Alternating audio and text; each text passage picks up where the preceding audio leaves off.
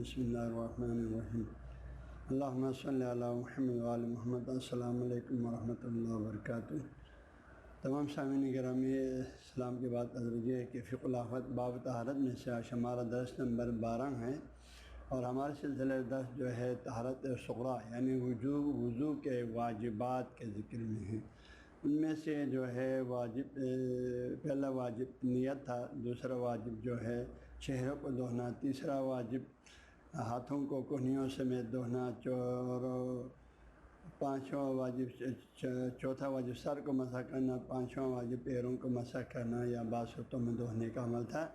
اور چھٹا واجب جو ہے آج کے درس سے شامل شروع ہے۔ چھٹا واجب و ترتیب ہے۔ چھٹا واجب وضو میں ترتیب کا لفظ ہے۔ ترتیب سے مراد کیا ہے؟ حضرت شاہ محمد، کسی بھی چیز میں ترتیب ہے تو ادھر وضو میں بھی ایک ترتیب ہے۔ جس طرح آپ کو چہرے کو دھونا، ہاتھوں کو دھونا، سر کو مسح کرنا، پاؤں کو مسح کرنا وغیرہ یہ واجب ہے۔ اسی طرح ان کاموں کو خود قرآن پاک میں بھی اللہ تعالیٰ نے ایک ترتیب سے دیا ہے، اور اسی ترتیب کو مراد کرنا ہمیں واجب قرار دیا حضرت شاہ محمد نوربخش نے بھی۔ آپ فرماتے ہیں وہ ترتیب ہو، اور وضو میں یہ جو 7 اعمال ہیں ان کو ترتیب کے ساتھ اسٹیپ بائی اسٹیپ بجا لانا۔ وہ ترتیب ہو، اور ترتیب کس طریقے سے فرمایا؟ کما جس طرح وارد ہوئے فی النص سے، نص سے مراد یہاں پر قرآن پاک ہے۔ جس طرح قرآن پاک کی آیت میں جو ترتیب آیا، قرآن پاک کی آیت میں کیا ترتیب آیا؟ سب سے پہلے فرمایا تم اپنے چہروں کو دھو لو، پھر اس کے بعد ہاتھوں فرمایا، اس کے بعد جو ہے سر کا مسح آیا، اس کے بعد پیروں کا مسح آیا۔ تو اسی ترتیب کو مراد یہاں پر کما ورد فی النص سے مراد یہی آیت ہے جو آپ لوگوں کو شروع میں اسی کتاب کے جو ہے شروع چیپٹر میں بحث ہوئی ہے۔ تو جس طرح نص میں وارد ہوئی ہے، لیکن اس میں خاص یاد رکھا، اس میں 4 چیزیں دھونے کا، اور شروع میں نیت، اور اس 5واں ہو گیا، اور آخری 2 واجب ایک ترتیب ایک موالات ہے۔ یہ 2 نص سے 3 چیزیں نص سے ہٹ کر، تو اس میں جو ہے ترتیب سے مراد شدید فرماتے ہیں کما ورد فی النص، نص سے مراد قرآن پاک مراد ہے۔ قرآن پاک کی واضح صریح آیت کو نصوص قرآنی سے تعبیر کرتے ہیں، نص سے صریح سے تعبیر کرتے ہیں۔ قرآن پاک کی اگر کوئی حکم قرآن پاک کی ایک واضح آیت میں موجود ہے تو اس کو بولتے ہیں علم اصطلاح میں، اصول فقہ کے اصطلاح میں، قرآن اصطلاح میں، اصول حدیث کے تحت اس کو بولتے ہیں نص سے صریح۔ نص میں موجود ہے یعنی قرآن پاک میں موجود ہے، نص سے صریح میں موجود ہے یعنی قرآن پاک میں موجود ہے۔ تو یہاں بھی شاہ فرمان جیسے قرآن پاک کی میں وضو کے آیات میں جو ذکر ہوا اسی ترتیب کے ساتھ آپ نے وضو کرنا ہے۔ لیکن اس میں چونکہ چہرے کو دھونے کا ذکر آیا، پاؤں کو مسح کا ذکر آیا، لیکن آیا دائیں کو پہلے کرنا ہے، دائیں ہاتھ کو پہلے دھونا ہے، بائیں ہاتھ کو بعد میں پہلے، یا پیروں میں سے مسح کون سی پیر کو پہلے کون سی بعد میں، تو شاید اس کی توضیح فرماتے ہیں متضمنا للتیامنی۔ تو اس کے مطلب کہ متضمنا کا معنی لغت میں یہ معنی کیا ہے؟ تضمن کے معنی جو ہے شامل کرنا، شامل کرنا یعنی کیا مطلب ہے؟ یعنی ترتیب میں دائیں جانب کو شامل کرتے ہوئے، ترتیب میں دائیں جانب کو شامل کریں۔ مطلب کیا ہے؟ یعنی پہلے آپ دائیں ہاتھوں کو جب دھونے کا عمل شروع ہوا تو پہلے دائیں ہاتھ کو دھو لیں، پھر وہ کمپلیٹ ہو گیا تو بائیں ہاتھ کو دھو لیں۔ اسی طرح جو ہے پہلے دائیں پیروں کو مسح کریں، اس کے بعد پھر بائیں پیر کو مسح کریں۔ اس سے مراد یہ ہے متضمنا للتیامن، دائیں اس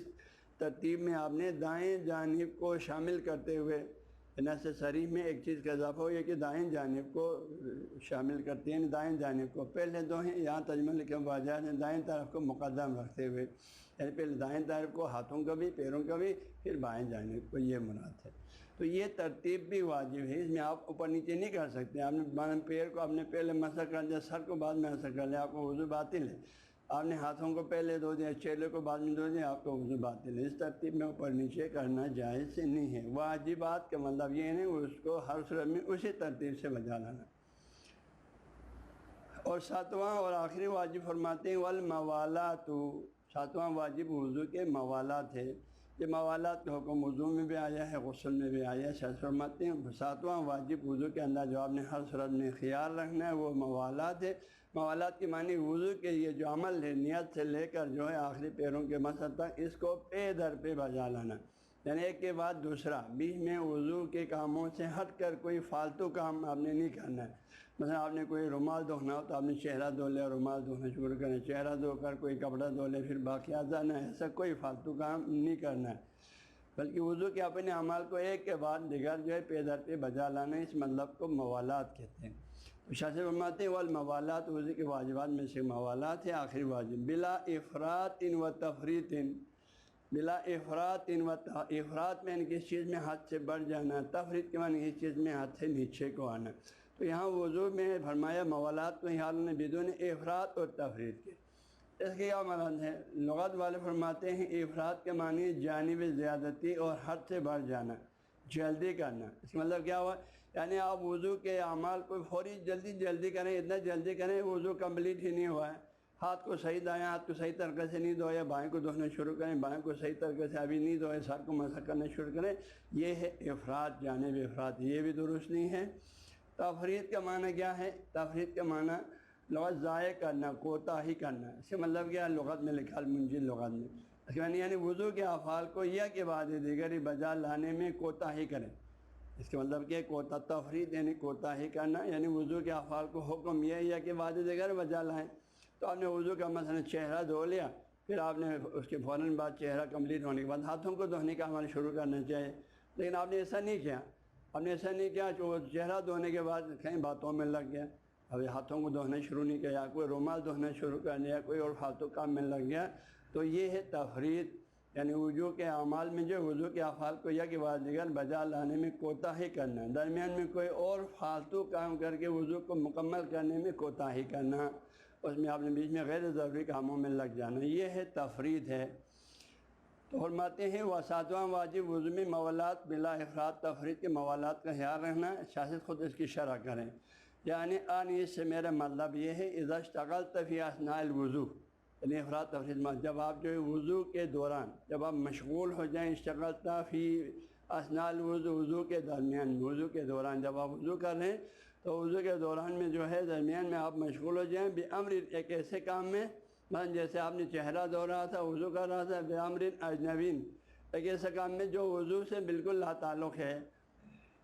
چہرہ دھو رہا تھا، چہرہ دھونے کے بعد ہاتھوں کو دھونے کی وجہ آپ نے ایک رومال دھونا شروع کر دیا، تو یہ امر اجنبی ہے، کوئی کپڑا دھونا شروع کر دیا، امر اجنبی ہے، اس طرح کا مسئلہ۔ تو شاہ فرماتے ہیں وضو میں افراط تفریط کے بغیر موالات کا خیال رکھنا واجب ہے، اس سے مراد یہ ہے کہ جب آپ وضو کے درمیان میں کسی امر اجنبی، کسی اجنبی وضو سے غیر متعلق کسی کام میں جو ہے آپ لگ جائیں، وہ بھی بلا ضرورت کے بغیر، یہ فقہ میں جو ہے نا، یہ آپ لوگ ذہن میں رکھیں، جہاں بھی لفظ ضرورت آئے گا وہ مجبوری مراد ہے،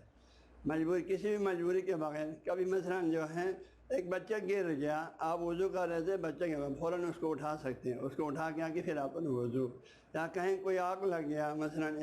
کوئی ماچس غلط پہ، کوئی گیس بچہ گیس کھول رہا ہے مثلا، یا دودھ گر رہا ہے ابل کے، تو فوراً جا کے بٹن بند کر کے پھر بقیہ وضو کو آپ بجا لا سکتے ہیں، یہ امر ضروری ہے مجبوری کی وجہ سے۔ اب ایسا کوئی مسئلہ نہیں ہے، ایسے آپ نے خواہ جو چہرہ دھونے کے بعد رومال دھونا شروع کر دیا تو فالتو کا بیچ میں ڈال دیا، یہ تو ضروری نہیں تھا، تو اس سے موالات کے خلاف ہے۔ تو شاہ نے فرمایا افراط تفریط کے بغیر آپ موالات کو پے در پہ وضو کے اعمال کو بجا لانا یہ واجب ہے۔ افراط تفریط سے مراد یعنی اذا اشتغلت، جب آپ مشغول ہو جائیں فی اثناء الوضو، وضو کے دوران، بامر اجنبی، کسی اجنبی کام کا، ایسے کام کا جو اس کا وضو سے کوئی تعلق نہیں ہے، وضو کے افعال میں سے نہیں ہے، اس میں آپ مصروف ہو گیا، وہ بھی بلا ضرورت بدون کسی قسم کی مجبوری کے بغیر، کوئی مجبوری نہیں ہے، ہاں جی ایسے آپ نے فالتو کام میں لگ گیا، اور پھر وہ تتمادہ، پھر اس وضو سے بعد اس کام میں تاخیر بھی کیا، دیر بھی لگا دیا، 15-20 منٹ اسی میں لگا رہا، یہاں دیر سے مراد یہ ہے 15-20 منٹ اس فالتو کام میں آپ لگا رہا، پھر اس کے بعد دوبارہ جو ہے سمت جو پھر دوبارہ واپس الی الوضو، وضو کی طرف، تو یہ تو آپ نے بھی موالات میں خلل ڈالا ہے، تو آپ کا وضو جو ہے لہٰذا ایسے سن میں ایسا اجنبی کام میں آپ مصروف ہو گیا مجبوری کے بغیر، اور اس میں دیر بھی لگا دیا، تو پھر یہ کام آپ کا ہو گیا وضو میں آپ نے موالات کا خیال نہیں رکھا۔ اب موالات کا خیال نہ رکھنے کے سمے پھر کیا کرنا پڑے گا؟ فیجب الاستئناف، پھر تو آپ کو استئناف واجب ہے۔ استئناف کسی بھی عمل کا اثر نو بجا لانے کو کہتے ہیں، استئناف کسی بھی عمل کو اثر نو۔ تو یہاں پہ شاہ فرماتے ہیں اگر آپ بلا وجہ وضو کے اعمال کو پے در پہ بجا نہ لائیں، بلکہ وضو کے دوران آپ ایک فالتو کام میں آپ مصروف ہو گیا، لگ گیا اور اس میں دیر بھی لگا دیا 15-20 منٹ اس میں آپ لگا بھی دیا اور مجبوری بھی نہیں تھا تو پھر آپ کا اپنی موالات کا خیال نہیں رکھا، آپ کا موالات کا عمل باطل ہو گیا، لہذا فیجب الاجتناب، پھر آپ پر واجب ہے اثر نو آپ کو وضو کرنے کا، پھر دوبارہ نیت سے شروع کریں گے۔ وَإِلَّا فَلَا، ورنہ نہیں، وَإِلَّا فَلَا یعنی اگر آپ نے ایک اجنبی یا تو آپ نے کوئی فالتو کام کیا ہی نہیں ہے، وضو کے عمل کو ترتیب سے بجا لایا تو پھر دوبارہ کرنے کی کوئی وجہ نہیں بنتا ہے، یا آپ نے کسی امر اجنبی میں مصروف ہو گیا وضو کے دوران لیکن مجبوری سے ہو گیا، جیسے میں نے مثال دی جائے، ایک بچہ گر رہا، آپ نے فوراً اس کو اٹھایا پھر آگے اپنے وضو بجا لایا۔ ہاں آپ گھر میں وضو کر رہے تھے، اچھا آپ کے دودھ گر رہا ہے، دودھ ابال کے نیچے گر رہا ہے، آپ نے فوراً بٹن بند کر دیا، فالتو کام ہے وضو سے، جب فوراً بٹن بند کر کے پھر اپنا وضو ہوا، تو یہ ہے مجبوری کام۔ ایسی صورت میں فوراً کر کے ہمیں ٹائم زیادہ نہ لگائیں تو پھر اس سے آپ کے وضو کے جو ہے موالات کو خلل نہیں پہنچتی ہے۔ وَإِلَّا فَلَا، ورنہ نہیں، یعنی مطلب کیا، کسی مجبوری کی وجہ سے اگر آپ نے اس میں کوئی اجنبی کام میں مصروف ہو گیا اور اس میں ٹائم بھی زیادہ نہیں لگا تو پھر آپ کو وضو دوبارہ کرنا نہیں پڑے گا، وہی پہلا وضو صحیح ہے۔